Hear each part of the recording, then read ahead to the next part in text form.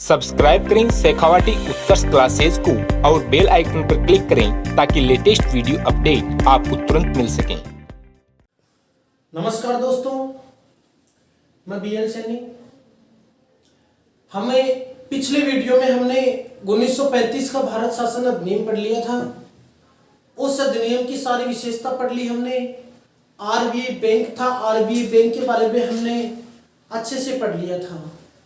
इसके बाद में अब 35 के अधिनियम के बाद में एक नया कानून बनता है 1942 का क्रिप्स मिशन। देखो साथियों, क्या है, बात करता हूं मैं 1942 का क्रिप्स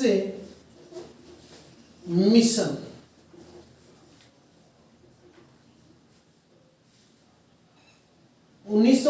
का क्रिप्स मिशन की बात करता हूं मैं। देखो साथियों, यहां से क्वेश्चन बनता है कि 1942 का क्रिप्स मिशन क्या है, यह भारत में क्यों आया, इसका उद्देश्य क्या था। तो इसका उद्देश्य क्या था उस बात को समझो। आप इसको समझना कि आपने देखा कि द्वितीय विश्व युद्ध हुआ था। द्वितीय विश्व युद्ध, इस द्वितीय विश्व युद्ध की शुरुआत आपको मालूम है 1 सितंबर को हुई थी। 1 सितंबर 1939 ईस्वी में, 1 सितंबर 1939 ईस्वी में द्वितीय विश्व युद्ध की शुरुआत हुई थी। यही बात है। अब इस युद्ध में आपको मालूम है इस युद्ध का कारण क्या था कि जर्मनी ने आक्रमण कर दिया था पोलैंड पर, और उसी दिन से द्वितीय विश्व युद्ध की क्या हो जाती है, शुरुआत हो जाती है। ठीक है। अब जैसे ही द्वितीय विश्व युद्ध की शुरुआत होती है तो यह दो गुटों में बट गया था। यह दो गुटों में बट गया था। एक तो था मित्र राष्ट्रों, यह संगठन था, और दूसरा संगठन था ध्रुवी राष्ट्र था। अब देखो, ये दो गुट थे, एक तो मित्र राष्ट्र था, एक ध्रुवी राष्ट्र था। इस मित्र राष्ट्रों में कौन कौन देश शामिल थे? इस मित्र राष्ट्रों में अमेरिका शामिल था, इंग्लैंड शामिल था, रूस शामिल था, ऑस्ट्रेलिया शामिल था। ये जितने भी ब्रिटेन है, ये जितने भी देश है, ये मित्र राष्ट्रों में शामिल थे। और ध्रुवी राष्ट्र में कौन कौन शामिल थे? जैसे जर्मनी है, मुख्य नेता जर्मनी था। जर्मनी है आपका, इधर जापान बाद में ध्रुवी राष्ट्र में चला गया था, इटली ध्रुवी राष्ट्र में चला गया था, वो आगे की बात है। अब ध्रुवी राष्ट्र क्या कर रहा था, इन पर आक्रमण कर रहा था, परेशान कर रहा था। तब अचानक क्या होता है कि एक देश था अमेरिका, समझना बात को, अमेरिका, ऑस्ट्रेलिया, चीन, ये देश मित्र राष्ट्रों में थे। और एक देश था ब्रिटेन। एक देश कौन सा था? ब्रिटेन। यह भी किसमें था? मित्र राष्ट्रों में। अब उस समय, इस युद्ध के समय, इस ब्रिटेन का अधिकार किस पर था? यानी ब्रिटेन का अधिकार कौन से देश पर था? भारत पर था। यही बात है। अब द्वितीय विश्व युद्ध में क्या चल रहा था कि ये जो ध्रुवी राष्ट्र है, ये मित्र राष्ट्रों पर भारी पड़ रहा था। तब अचानक क्या होता है कि इस अमेरिका, ऑस्ट्रेलिया और चीन ने इन ब्रिटेन पर दबाव लगाया, प्रेशर डाला इस पर कि आप भारत में जाओ और भारत की सेना को द्वितीय विश्व युद्ध में हमारी तरफ से क्या करो, शामिल करो। यानी आप भारत का सहयोग लो, भारत का सहयोग हमें चाहिए इस युद्ध में। अब बताओ कि ब्रिटेन है, ये भारत के पास आएगा सहयोग लेने के लिए। तो उस समय भारत में राजनीतिक गतिरोध चल रहा था। भारत में क्या चल रहा था? राजनीतिक गतिरोध चल रहा था। क्यों चल रहा था? क्योंकि भारत के लोग ब्रिटेन से असंतुष्ट थे, आजादी की मांग कर रहे थे, इसलिए भारत के लोग इस युद्ध में शामिल नहीं होना चाहते थे। इसलिए इस ब्रिटेन ने इनके कहने के बाद में क्या किया कि भारत में राजनीतिक व वैधानिक गतिरोध को दूर करने के लिए स्टेफर्ड क्रिप्स के नेतृत्व में यह क्रिप्स मिशन भारत भेजा था। भाई यहां तक तो बात आपको समझ में आ गई कि क्यों भेजा था, क्योंकि यहां पर यह द्वितीय विश्व युद्ध का क्या चल रहा है, विवाद चल रहा है। अब बात को समझना आप। अब इनके प्रेशर डालने के बाद में इसी इंग्लैंड में प्रेशर डालने के बाद में तारीख थी 11 मार्च 1942 ईस्वी। समझना अच्छे से, 11 मार्च 1942 ईस्वी में इंग्लैंड की बात करूंगा मैं। इंग्लैंड में क्रिप्स मिशन का गठन हुआ था, यानी क्रिप्स मिशन ये लो। तो 11 मार्च 1942 ईस्वी में इंग्लैंड में क्रिप्स मिशन आयोग का गठन हुआ था।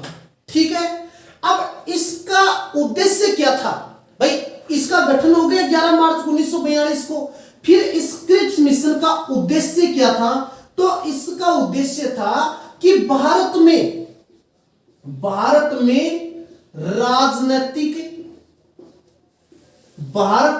राजनीतिक व वैधानिक जो गतिरोध चल रहा था, इस गतिरोध को क्या करना था? दूर करना था। कहने का मतलब है भारत में राजनीतिक व वैधानिक गतिरोध को दूर करना किसका उद्देश्य था? क्रिप्स मिशन का उद्देश्य था। चलो ठीक है, गठन हो गया। फिर इसके बाद में ये क्रिप्स मिशन है, इस क्रिप्स मिशन में सदस्य थे भाई। क्रिप्स मिशन में सदस्य भी तो थे ना, तो इसमें मात्र सदस्य एक ही सदस्य था, इसमें एक ही सदस्य था, और वो कौन था? Sir Stafford Cripps. यही था इसमें कितने सदस्य थे? यानी इस मिशन में एक ही सदस्य था, स्टेफर्ड क्रिप्स था, और यही इसका क्या था? अध्यक्ष था। यही इसका क्या था? अध्यक्ष था। तो एक क्वेश्चन और बन गया कि क्रिप्स मिशन में कुल कितने सदस्य थे? एक सदस्य था, और इसका अध्यक्ष कौन था? स्टेफर्ड क्रिप्स था। इसका उद्देश्य क्या था? भारत में राजनीतिक वैधानिक गतिरोध को दूर करना। इसका गठन कहां पर हुआ था? इंग्लैंड में। और इसका गठन कब हुआ? 11 मार्च 1942 में हो गया। अब बताओ, इसका गठन भी हो गया, तो ये क्रिप्स मिशन भारत में आएगा कि नहीं आएगा?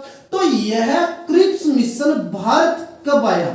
तो यह मिशन भारत, किताबों में 22 भी दे रखा है, 23 भी दे रखा है, यानी 23 मार्च 1942 ईस्वी में यह क्रिप्स मिशन भारत में आता है। और कहां पर आता है? मुंबई में आता है। कहां पर आता है साथियों?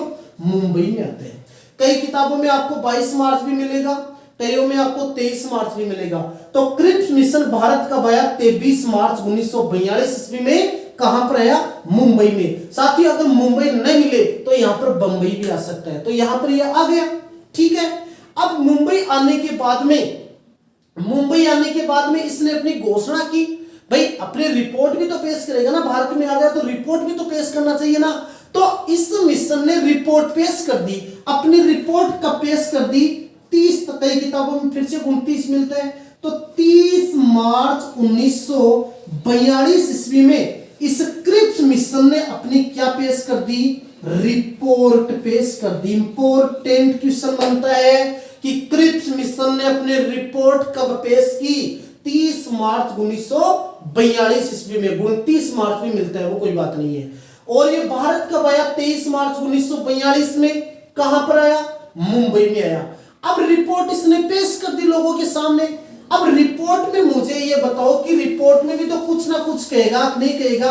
भाई रिपोर्ट में कुछ ना कुछ तो कहेगा। तो इस मिशन ने अपनी रिपोर्ट में कहा, अपनी रिपोर्ट में इसने बात कही। इसने क्या कहा कि द्वितीय विश्व युद्ध के बाद में, द्वितीय विश्व युद्ध के बाद, देखो पहले नाम नहीं ले रहा है, बाद का नाम ले रहा है, फिर से राजनीति लगा रहे हैं। इसने कहा कि द्वितीय विश्व युद्ध के बाद भारत को पूर्ण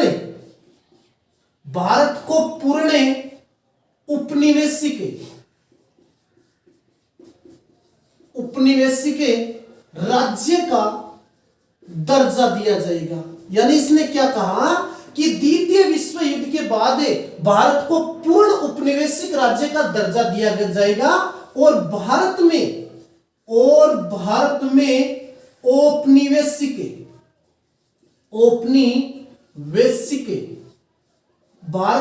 औपनिवेशिक राज्य की स्थापना की जाएगी। क्या कहा इसने? कि भारत को पूर्ण औपनिवेशिक राज्य का दर्जा दिया जाएगा और भारत में औपनिवेशिक राज्य की स्थापना की जाएगी। इसने अपनी रिपोर्ट में कह दी। फिर इसने कहा कि भारत है, इस भारत में एक संविधान सभा का निर्माण होगा। साथियों, किसका निर्माण होगा? संविधान सभा का निर्माण होगा। इस मिशन ने क्या कहा अपनी रिपोर्ट में कि भारत में एक संविधान सभा का क्या होगा? निर्माण होगा। और वो संविधान सभा एक क्या बनाएगी? संविधान बनाएगी। फिर इसने कहा कि इस संविधान सभा में होंगे कौन व्यक्ति? तो इसने कहा इस संविधान सभा में दो प्रकार के सदस्य होंगे। एक तो ब्रिटिश भारत के सदस्य, ब्रिटिश भारत के सदस्य होंगे, और एक होंगे देशी रियासतों के सदस्य। यानी इसने कहा कि भारत में एक संविधान सभा का निर्माण होगा और उस संविधान सभा में सदस्य कौन होंगे? ब्रिटिश भारत प्रांत के सदस्य होंगे और देशी रियासतों के सदस्य होंगे। ये सदस्य संविधान सभा में जाएंगे और यही सदस्य अपना क्या बनाएंगे? संविधान बनाएंगे। यानी यही सदस्य अपना एक क्या बनाएंगे? संविधान बनाएंगे। अपनी रिपोर्ट में ये बात कह दी इसने। अब कहने के बाद में इसने एक बात और कह दी कि अगर कोई व्यक्ति इस नए संविधान को नहीं मानना चाहे, अगर वो इस संविधान का समर्थन नहीं करता है, तो कोई बात नहीं है, वो अपने पुराने संविधान में बना रह सकता है। यानी वो पुराने जो 1935 का संविधान है ना, तो वो इस संविधान को नहीं मानना चाहे तो वो इस संविधान में भी बना रह सकता है। चलो भाई, इसने इतनी बड़ी बात कह दी। अब जैसे इसने इतनी बड़ी बात कही तो अब इसका क्या हो जाएगा? विरोध हो जाएगा। कोई इसका समर्थन नहीं करेगा। आप कहोगे कि इसने इतनी बड़ी बात कह दी, फिर भी इसका विरोध क्यों हो रहा है? कोई इसका समर्थन क्यों नहीं कर रहा है? तो बात को समझना। अब बताओ, क्या इसमें पहली बात तो भारत में पूर्ण स्वतंत्रता की मांग थी क्या? स्वतंत्रता, क्या इसमें पूर्ण स्वतंत्रता की मांग थी? यानी पूर्ण स्वतंत्रता की बात कही गई थी? नहीं कही गई थी। दूसरी बात, मैंने आपको औपनिवेशिक राज्य की बात की, औपनिवेशिक राज्य की बात, यही तो कही ना मैंने कि औपनिवेशिक स्वायत्ता या औपनिवेशिक स्वतंत्रता दी जाएगी। क्या इसकी निश्चित कोई दिनांक, यानी इसकी निश्चित कोई तिथि थी कि इस तारीख को भारत में औपनिवेशिक राज्य की स्थापना की जाएगी? क्या कोई निश्चित तिथि थी? नहीं थी। उसने यही कहा कि दूसरे विश्व युद्ध के बाद। अब कब बाद में, उसकी कोई गारंटी नहीं है। तो दोनों के दोनों बात क्या इसमें पूर्ण रूप से नहीं है ना। तीसरी बात, अब इसमें यहां तक बात कर दी, तब उस समय पार्टी थी, बड़ी पार्टी कांग्रेस पार्टी। तो कांग्रेस पार्टी ने इसका क्या कर दिया? विरोध कर दिया। कांग्रेस पार्टी ने क्यों विरोध किया? क्योंकि इसमें पूर्ण स्वतंत्रता की मांग नहीं थी और इसमें औपनिवेशिक राज्य भी, इसमें कोई तिथि नहीं थी। तब कांग्रेस पार्टी ने इसका क्या कर दिया? विरोध कर दिया। अब एक पार्टी है, उस पार्टी का नाम है मुस्लिम लीग पार्टी। नाम सुना होगा आपने, मुस्लिम लीग पार्टी है। इस मुस्लिम लीग पार्टी ने भी इसका क्या कर दिया? विरोध कर दिया। वो भी इसका समर्थन नहीं कर सकी। क्यों नहीं कर सकी? क्योंकि मुस्लिम लीग पार्टी थी, वो नए पाकिस्तान की बात कर रही थी कि हमें भारत में नहीं रहना है, हमें पाकिस्तान नाम का नया राष्ट्र चाहिए, हम उसमें रहेंगे। तो इसमें पाकिस्तान की कोई बात नहीं थी, इसलिए मुस्लिम लीग पार्टी ने भी इसका क्या कर दिया? विरोध कर दिया। ठीक है। अब मुस्लिम लीग पार्टी से दो क्वेश्चन और बनते भाई। इस मुस्लिम लीग पार्टी का गठन कब हुआ था? तब आपको बताना 1926 बताना है। दूसरा क्वेश्चन बनेगा, मुस्लिम लीग पार्टी का गठन कहां पर हुआ था? ढाका में। वर्तमान में ढाका किसकी राजधानी है? बांग्लादेश की राजधानी है। तो वर्तमान में ढाका किस देश की राजधानी है? बांग्लादेश की। और इसी ढाका में किसका गठन हुआ था? मुस्लिम लीग पार्टी का। कब हुआ था? 1926 में। साथियों, बांग्लादेश का गठन 1931 में हुआ था। यानी बांग्लादेश नया राष्ट्र 1931 में बना था और यह पाकिस्तान से अलग हुआ था। ठीक है। बांग्लादेश से दो क्वेश्चन और बता दूं मैं कि विश्व में सर्वाधिक नदियां कहां पर पाई जाती है? बांग्लादेश में पाई जाती है। अब यहां से 3 क्वेश्चन और बता दो आप। जैसे एक तो क्वेश्चन बनता है किससे? लाओस से बनता है। लाओस एक देश है, लाओस एक देश है, थाईलैंड, थाईलैंड है, ठीक है। एक देश है पाकिस्तान, एक कौन सा हुआ? बांग्लादेश हुआ, ठीक है। एक देश कौन सा है? फिनलैंड है। ये जापान की भी बात कर लेते हैं, इंग्लैंड की भी बात कर लेते हैं। देखो विश्व में सर्वाधिक हाथी कहां पर पाए जाते हैं? लाओस करना है। हाथियों का देश किसे कहा जाता है? लाओस को कहा जाता है। जबकि सफेद हाथियों का देश किसे कहा जाता है? थाईलैंड को। 2 क्वेश्चन बन रहे। सफेद हाथियों का देश थाईलैंड है और हाथियों का देश कौन सा है? लाओस है। 2 क्वेश्चन। तीसरा, सर्वाधिक नहर कहां पर है? पाकिस्तान में। विश्व में सर्वाधिक नहरों का देश पाकिस्तान।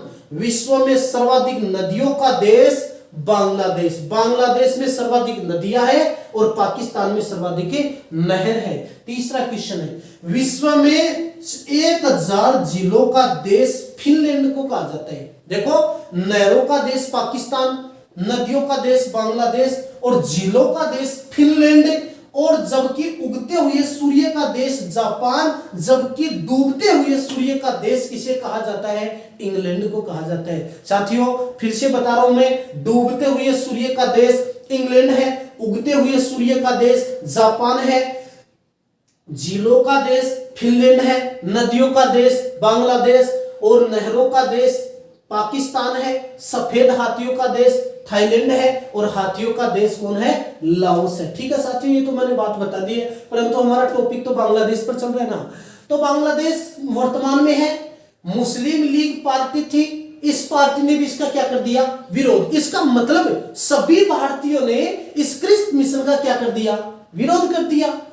अब इनके विरोध करने के बाद में देखो, आपने हमारे राष्ट्रपिता का नाम सुना, महात्मा गांधी। तो गांधी जी है, उस गांधी जी ने इस क्रिप्स मिशन का विरोध करते हुए एक बड़ी बात कर दी।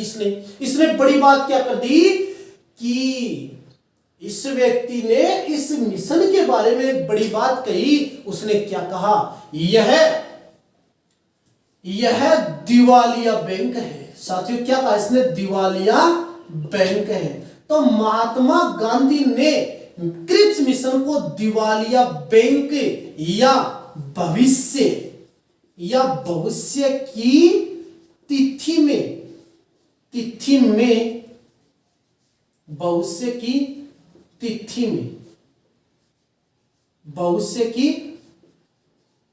में भुनने वाला चेक कहा इसने, या इसको मैं बोल सकता हूं POST, post, DATED, date, CHAQUE, यानी महात्मा गांधी ने क्रिप्स मिशन को दिवालिया बैंक या भविष्य की तिथि में भुनने वाला चेक या पोस्ट डेट चेक कहा इसको। किसने कहा? गांधी जी ने कहा। ठीक है, अब यहां तक तो बात क्या होगी? समाप्त होगी। अब देखो, क्या सभी ने इससे क्रिप्स मिशन का विरोध कर दिया? तो क्रिप्स मिशन का जैसे ही सभी ने विरोध कर दिया, तो इस क्रिप्स मिशन ने अपनी रिपोर्ट क्या कर ली? वापस ली। इसने अपनी रिपोर्ट क्या ले ली? वापस ली। और इसने अपनी रिपोर्ट वापस कब ली? 11 अप्रैल 1942 ईस्वी में। समझ में आई मेरी बात? क्रिप्स मिशन ने अपनी रिपोर्ट वापस कब ली? तो 11 अप्रैल 1942 ईस्वी में इसने अपनी रिपोर्ट वापस ली थी। ठीक है, ऐसे 1942 से एक छोटा सा क्वेश्चन और बनकर आता है। यानी वो छोटा सा क्वेश्चन क्या बनकर आता है, समझना एक बात को। इसी 1942 की बात बता दूं मैं, यानी 8 अगस्त की बात करता हूं। 8 अगस्त 1942 ईस्वी में बंबई की बात करता हूं मैं। बंबई के ग्वालियर टैंक मैदान में। समझना मेरी बात को। यानी 8 अगस्त 1942 ईस्वी में बंबई के ग्वालियर टैंक मैदान में कांग्रेस पार्टी ने मौलाना आजाद की अध्यक्षता में एक जवाहरलाल नेहरू नाम जवाहरलाल नेहरू ने भारत छोड़ो आंदोलन पेश किया, जिसे सरदार वल्लभ भाई पटेल ने इसका क्या किया, समर्थन किया। फिर से बोल रहा हूं मैं, 8 अगस्त 1942 ईस्वी में बंबई के ग्वालियर टैंक मैदान में मौलाना आजाद की अध्यक्षता में जवाहरलाल नेहरू ने भारत छोड़ो आंदोलन पेश किया। भारत छोड़ो आंदोलन क्या किया, पेश किया या प्रस्तुत किया, जिसमें सरदार वल्लभ भाई पटेल ने उसका क्या कर दिया, समर्थन कर दिया। अब जवाहरलाल नेहरू ने इसको पेश कर दिया। फिर अगली तारीख आती है 9 अगस्त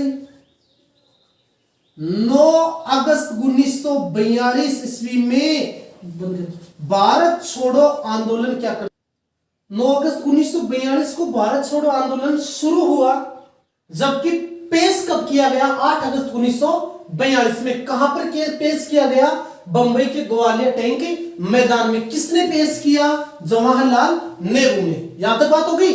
अब इसी भारत छोड़ो आंदोलन में महात्मा गांधी ने एक नारा दिया था, करो या मरो। इंपॉर्टेंट क्वेश्चन बनता है कि महात्मा गांधी ने करो या मरो का नारा दिया भारत छोड़ो आंदोलन में, डू एंड डाई, या करो या मरो, गांधी जी ने यह नारा दिया था। देखो यहां तक बात क्या हो जाती है, समाप्त। ये भारत छोड़ो आंदोलन है, छोटी सी बात बताई थी मैंने, इसमें साथ के साथ चल रहा था ना, इसलिए। अब देखो, अब एक भारत छोड़ो आंदोलन हो गया, एक छोटा सा इंपॉर्टेंट क्वेश्चन और भी बनता है साथियों, साथ के साथ देख लेते हैं।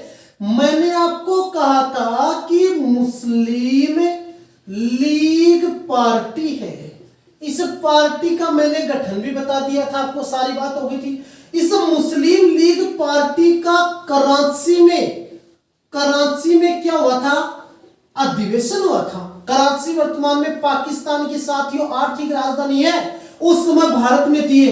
तो मुस्लिम लीग पार्टी का 1943 ईस्वी में कराची में अधिवेशन बुलाया गया था। इसी अधिवेशन में इसी पार्टी ने एक नारा दिया था, बांटो और भागो, बांटो और भागो। तो अच्छा क्वेश्चन है मेरे हिसाब से कि बांटो और भागो का नारा मुस्लिम लीग पार्टी ने कब दिया था, 1943 के कराची अधिवेशन में दिया था। ठीक है, ये जो छोटे मोटे फैक्ट थे ये बता रहा हूं मैं। 2-4 फैक्ट और भी है छोटे छोटे, देखो कौन कौन से फैक्ट मैं आपको बता दूं इसी टॉपिक में। 8 अगस्त की बात है, 8 अगस्त 1940 ईस्वी में अगस्त प्रस्ताव भी आया था साथियों। यहां से भी कई बार क्वेश्चन पूछ लेते हैं कि अगस्त प्रस्ताव कब आया था, 8 अगस्त 1940 ईस्वी में आया था। उस समय भारत का वायसराय कौन था, लॉर्ड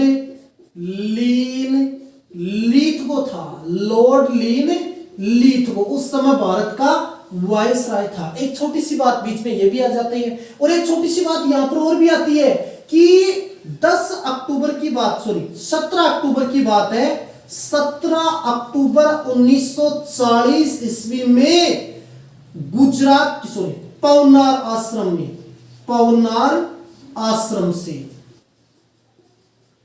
महात्मा गांधी ने अपना व्यक्तिगत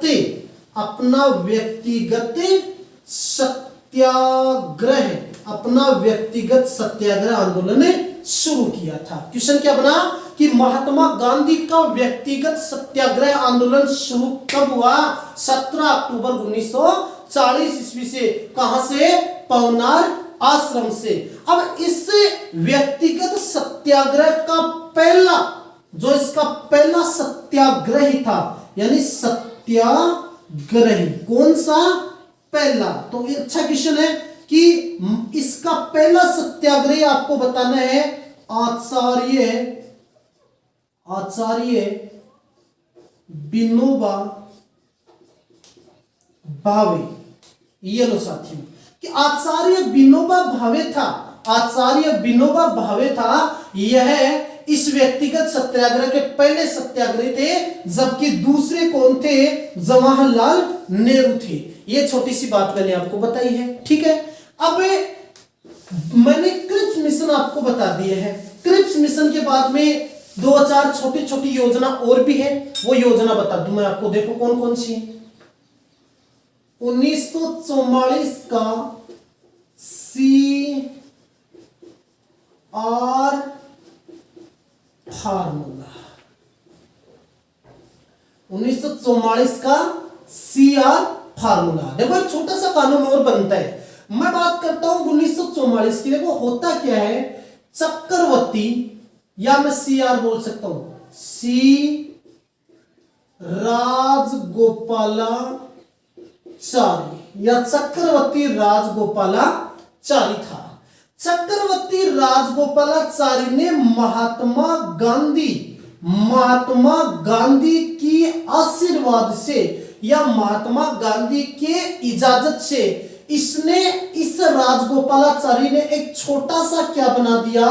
संविधान बना दिया। एक छोटा सा क्या बनाया? संविधान बनाया। और इसी संविधान को CR फार्मूला कहा जाता है। फिर से बोल रहा हूं कि चक्रवर्ती राजगोपालाचारी ने महात्मा गांधी की इजाजत से एक छोटा सा संविधान बनाया और इसी छोटे से संविधान को CR फार्मूला कहा जाता है। अब साथियों इस CR फार्मूले में पाकिस्तान की, किसके साथियों? पाकिस्तान की अलग होने की आंशिक रूप से बात लिखी थी कि पाकिस्तान भारत से क्या होगा? अलग होगा। आंशिक रूप से इसमें क्या लिखी थी? बात लिखी थी। अब इसको जैसे ही मोहम्मद अली जिन्ना, जानते हो ना इसे? ये मोहम्मद अली जिन्ना है। जैसे ही इस संविधान को पढ़ता है तो पढ़ने के बाद में इस संविधान को मानने से इसने क्या कर दिया? इनकार कर दिया। जैसे ही ये इसको इनकार करता है तो तुरंत महात्मा गांधी जी इसकी बात से खुश होकर के गांधी जी ने इसे एक उपाधि दी। वो उपाधि है माय डियर कायदे ए आजम। माय डियर कायदे ए आजम, या इसको बोल सकता हूं मैं महान नेता। अब यहां से क्वेश्चन बनता है कि गांधी जी ने किस व्यक्ति को कायदे ए आजम या महान नेता की उपाधि दी? अली जिन्ना को। क्यों दी? क्योंकि इसने CR फार्मूला को मानने से क्या कर दिया? इनकार कर दिया। अब देखो समझना मेरी बात को कि इसको कायदे आजम कहा जाता, परंतु एक क्वेश्चन और बनता है कि शहीद ए आजम किसे कहा जाता है? शहीद ए आजम। दोनों के दोनों क्वेश्चन अलग है साथियों। ये भगत सिंह को कहा जाता है, भगत सिंह। शहीद ए आजम तो किसे कहा जाता है? भगत सिंह को। और कायदे आजम किसे कहा जाता है? अली जिन्ना को कहा जाता है। इसी भगत सिंह ने एक नारा दिया था, इनकलाब, इनकलाब जिंदाबाद। यानी इनकलाब जिंदाबाद का नारा किसने दिया था? भगत सिंह ने दिया था। यह है आपका छोटा सा CR फार्मूला। ठीक है साथियों, अब CR फार्मूला समाप्त हो गया कानून। CR फार्मूला के बाद में एक छोटा कानून और बनकर आता है। वो कानून कौन सा है देखना। छोटी सी एक योजना है, वेवेल योजना। वेवेल योजना। अब वेवेल योजना उस समय वायसराय लॉर्ड वेवेल था, तो यही तो बनाएगा ना अपने हिसाब से योजना। तो वेवेल योजना से क्वेश्चन बनता कि वेवेल योजना कब बनी थी? तो यह 4 जून 1945 ईस्वी में वेवेल योजना बनी थी। पूछेगा वेवेल योजना कब बनी? 4 जून 1945 ईस्वी में। अब यह योजना भारत में वैधानिक व राजनीतिक गतिरोध को दूर करने के लिए यह योजना बनी थी। छोटा सा पॉइंट है कि वेवेल योजना कब बनी? 4 जून 1945 ईस्वी में। ठीक है, कंप्लीट है। तो इसके बाद में एक छोटा सा पॉइंट और भी बनकर आता है, शिमला समझौता। शिमला समझौता, शिमला समझौता। अब देखो, पहली बात तो शिमला के टुकड़े कर दो, आप शिमला के टुकड़े कर दो। शिमला देखो, एक शिमला भारत की ग्रीष्मकालीन राजधानी है। जैसे भारत की राजधानी पूछे तो आपको नई दिल्ली बताना है, आर्थिक राजधानी पूछे तो मुंबई बताना है, प्राचीन राजधानी पूछे तो कोलकाता बताना है, और ग्रीष्मकालीन राजधानी पूछे तो शिमला बताना है। हिमाचल प्रदेश की राजधानी भी कौन सी है? शिमला है। इसी शिमला में 25 जून से लेकर के 14 जुलाई 1945 ईस्वी में शिमला में, कहां पर साथियों? शिमला में एक सम्मेलन बुलाया गया था जिसे शिमला समझौता भी कहा जाता है। तो पूछेगा शिमला समझौता कब बुलाया गया? 25 जून से लेकर 14 जुलाई 1945 में। कहां पर बुलाया गया? शिमला में। क्यों बुलाया गया? वही बात है, भारत में राजनीतिक व वैधानिक गतिरोध को दूर करने के लिए। ठीक है, अब इस शिमला समझौता को सभी पार्टियों ने क्या कर दिया, यानी इसमें कई नेता गए थे, उपस्थित हुए थे वहां पर, लेकिन शिमला समझौते को कई नेता मानने से क्या कर दिए? रद्द कर दिए, मानने से इनकार कर दिए। क्यों कर दिए? कारण है क्योंकि इसमें विवाद खड़ा हो गया। इसमें विवाद क्या खड़ा हो गया कि भारत तो यहां पर अखंड भारत की मांग कर रहा था कि हमें कांग्रेस पार्टी क्या बोल रही थी? हमें अखंड भारत चाहिए, हम भारत के टुकड़े नहीं करना चाहते। जबकि मुस्लिम लीग पार्टी ने यहां पर कहा कि हमें नए पाकिस्तान का निर्माण चाहिए। तब इस शिमला समझौते को सभी पार्टियों ने क्या कर दिया? विरोध कर दिया, और इस प्रकार से यह सम्मेलन में क्या हो गया? असफल हो गया साथियों। अब शिमला समझौता असफल हो गया। फिर मैंने आपको कहा 1945 ईस्वी में, अब देखो इस समय, इस समझौते के समय ब्रिटेन का प्रधानमंत्री विंस्टन चर्चिल था। लेकिन 1945 ईस्वी में, इस 1945 ईस्वी में ब्रिटेन में, कहां पर साथियों? ब्रिटेन में आम चुनाव होते। ब्रिटेन में क्या होते हैं? आम चुनाव होते। अब ब्रिटेन में आम चुनाव कब हुए? 1945 ईस्वी में। उस समय दो पार्टी थी, एक तो कंजर्वेटिव पार्टी और एक लेबर पार्टी थी। कंजर्वेटिव पार्टी का पहले से पीएम है विंस्टन चर्चिल था, जबकि सामने रिपब्लिक पार्टी थी, सॉरी सामने कंजर्वेटिव पार्टी के सामने, जिसे मैं मजदूर पार्टी भी बोल सकता हूं, तो सामने इसकी पार्टी थी लेबर पार्टी, लेबर या मजदूर पार्टी। अब लेबर पार्टी का अध्यक्ष था क्लीमेंट एटली, और 1945 ईस्वी में सत्ता में यानी ये मजदूर पार्टी या लेबर पार्टी आ जाती है, और इसका प्रधानमंत्री कौन बनता? क्लीमेंट एटली बनता है। एटली प्रधानमंत्री बनने के बाद में भारत को आजाद करने के उद्देश्य से कुछ प्रयास करता है। तो वो प्रयास देखना, यह आजाद करेगा भारत को, देखना। अब आजाद करने के बाद में इसने क्या किया? एक संविधान सभा का यानी एक कैबिनेट मिशन भेजेगा भारत में। कैबिनेट मिशन, छोटी सी बात बता दूं मैं, कैबिनेट मिशन, पहला क्वेश्चन तो यह बनता है कि कैबिनेट मिशन ये भारत कब आया? भारत आया। तो कैबिनेट मिशन भारत कब आया? 24 मार्च 1946 ईस्वी में भारत आया था। दूसरी बात, कैबिनेट मिशन भारत में कहां पर आया था? तब आपको बताना है साथियों, दिल्ली। कैबिनेट मिशन में कुल कितने सदस्य थे? आपको बताना है 3 सदस्य। कैबिनेट मिशन में कितने सदस्य थे? 3 सदस्य थे। वो 3 सदस्य कौन कौन से थे मित्रों? एक तो था सर स्टेफोर्ड भी आता है साथियों, फर्ड भी आता है, एक ही बात है, सर स्टेफोर्ड क्रिप्स। एक था पैथिक लॉरेंस, और एक अलेक्जेंडर था।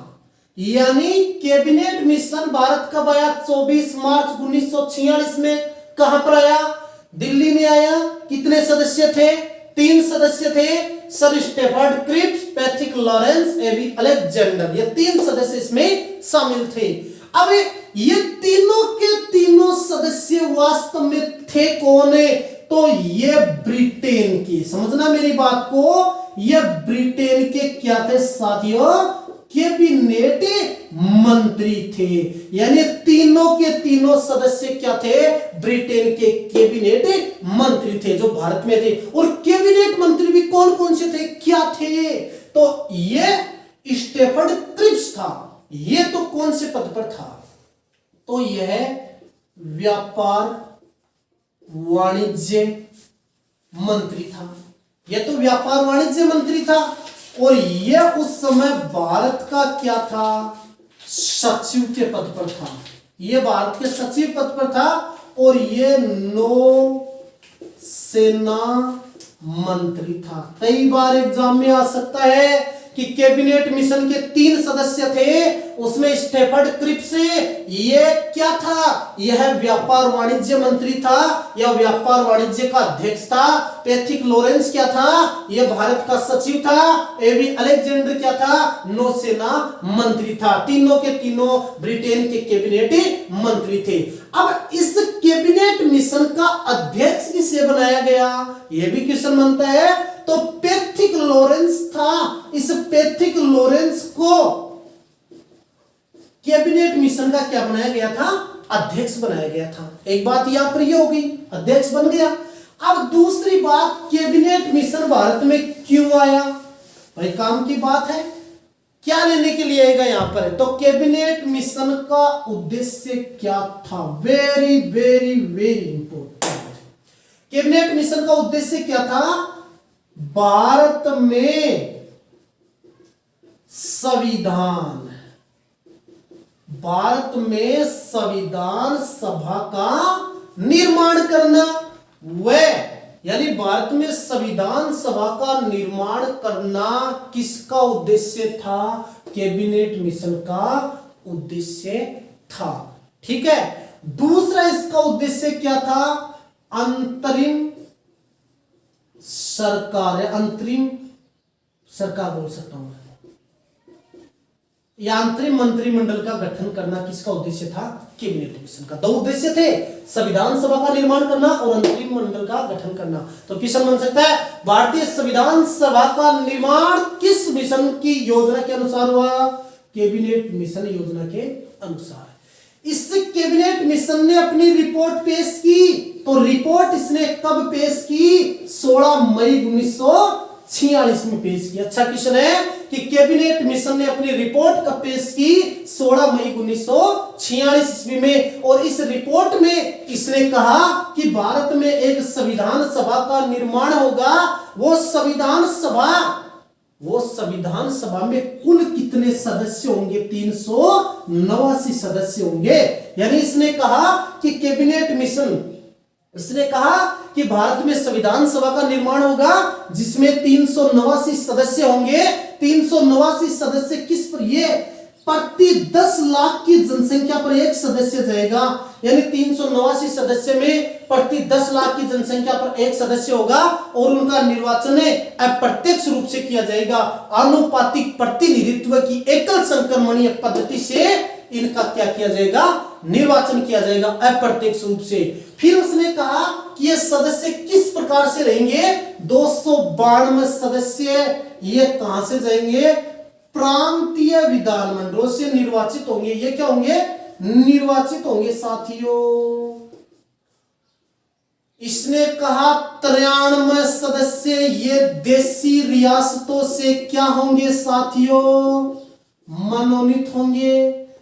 4 सदस्य चीफ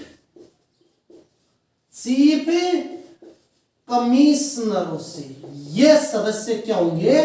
निर्वाचित होंगे। समझना मेरी बात को कि इसमें 389 सदस्य होंगे जिनमें 292 सदस्य प्रांतीय विधानमंडलों से निर्वाचित होंगे, 93 सदस्य देशी रियासतों से मनोनीत होंगे और 4 सदस्य चीफ कमिश्नरों से निर्वाचित होंगे। वो 4 चीफ कमिश्नर उस समय कौन कौन से थे?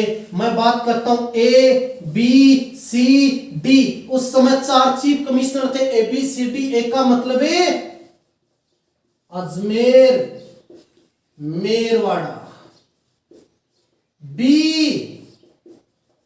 बलूचिस्तान पाकिस्तान में पड़ता है, सी कुर्ग कर्नाटक में है, और डी दिल्ली। यानी ये 4 चीफ कमिश्नर थे, अजमेर मेरवाड़ा, बलूचिस्तान, कुर्ग, दिल्ली। बलूचिस्तान वर्तमान पाकिस्तान में, कुर्ग कर्नाटक में, और दिल्ली आप जानते हो।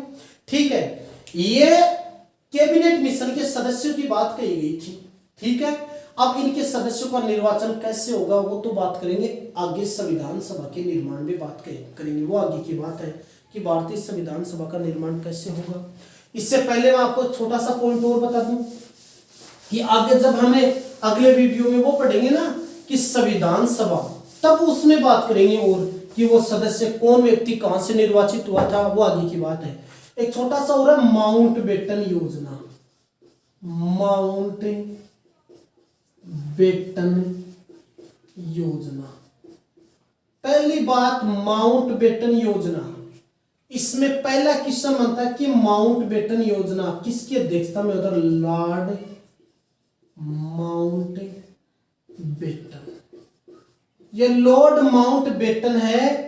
ये व्यक्ति 22 मार्च 1942 ईस्वी में, कहीं में 23 भी वही बात है, ये 34वां अंतिम गवर्नर या जनरल बनकर भारत में आया था। इस माउंटबेटन ने 3 जून को, अच्छा क्वेश्चन है, 3 जून 1947 ईस्वी में इसने अपनी रिपोर्ट पेश की, जिसे माउंटबेटन योजना कहा जाता है। क्वेश्चन क्या बना कि माउंटबेटन ने अपनी योजना कब पेश की? 3 जून 1947 में, जिसे माउंटबेटन योजना कहा जाता है। इसी माउंटबेटन योजना के तहत भारत क्या हुआ था? आजाद। बहुत इंपॉर्टेंट क्वेश्चन है कि भारत को आजादी किस योजना के तहत मिली? माउंटबेटन योजना के तहत। पाकिस्तान नया राष्ट्र किस योजना के तहत बना? माउंटबेटन योजना के तहत बना था। ठीक है, अब दूसरी बात और समझना, यहां तक बात होगी। अब पाकिस्तान कब बनता है, भारत आजाद कब होता है? देखो यहां तक बात होगी, योजना पेश कर दी, इस योजना में यह बात कह डाली। अब इसी बात को मद्देनजर रखते हुए 4 जुलाई, समझना मेरी बात को, 4 जुलाई 1947 ईस्वी में ब्रिटेन की संसद में इस योजना को, यानी भारत को आजाद करने के लिए यह बहुमत पेश किया जाता है। इसे 18 जुलाई 1947 में क्या मिल गई? मंजूरी मिल गई। आपसे पूछेगा कि भारत का स्वतंत्रता विधेयक ब्रिटेन की संसद में पेश कब किया गया? 4 जुलाई 1947 में। यह पारित कब हुआ? 18 जुलाई 1947 ईस्वी में। और इस प्रकार से पास होने के बाद में, उस समय ब्रिटेन का पीएम क्लीमेंट एटली था साथियों। फिर 14 अगस्त 1947 में पाकिस्तान क्या बन गया? नया राष्ट्र बन गया। और पाकिस्तान का पहला जो पीएम बना था वो कौन था? लियाकत अली था। इसका पहला गवर्नर जनरल कौन बना था? मोहम्मद अली जिन्ना। तो क्वेश्चन बनेगा कि पाकिस्तान नया राष्ट्र कब बना? 14 अगस्त 1947 में। पाकिस्तान का पहला पीएम लियाकत अली और इसका पहला गवर्नर जनरल मोहम्मद अली जिन्ना था। भारत आजाद कब हुआ? 15 अगस्त 1947 में भारत आजाद हुआ। और भारत का पहला प्रधानमंत्री पंडित जवाहरलाल नेहरू था। पहला उप प्रधानमंत्री सरदार वल्लभ भाई पटेल था। ठीक है, वो मंत्रिमंडल में बात करेंगे। यह है साथियों माउंटबेटन योजना। ठीक है साथियों, बाकी बातें अगले वीडियो में बात करेंगे हम। ठीक है।